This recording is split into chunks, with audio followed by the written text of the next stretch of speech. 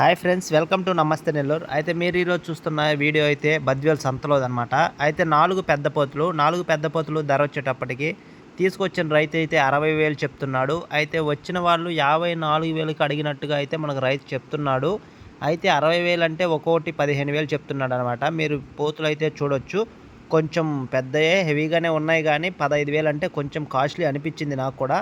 అయినప్పటికీ కూడా బేరం ఉంటుంది కాబట్టి అయితే వచ్చినోళ్ళు 54కి అడిగారు. అయితే ఇతనైతే 56కి తగ్గి ఒక్క రూపాయి తగ్గినా ఇవ్వనని చెప్పాడు. అయితే ఆ బేరం అయితే జరుగుతుంది. 200, 300 అలా జరుగుతుంది. ప్రెజెంట్ అయితే బేరం జరుగుతున్నప్పుడే మనమైతే వీడియో తీసాము.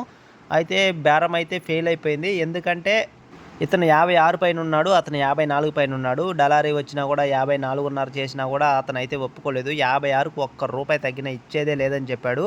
అయితే మార్కెట్ అంత రేంజ్‌లో లేదు కాబట్టి అయితే వీటినైతే ఇంకా ఎవరు కొనలేదు. లేదంటే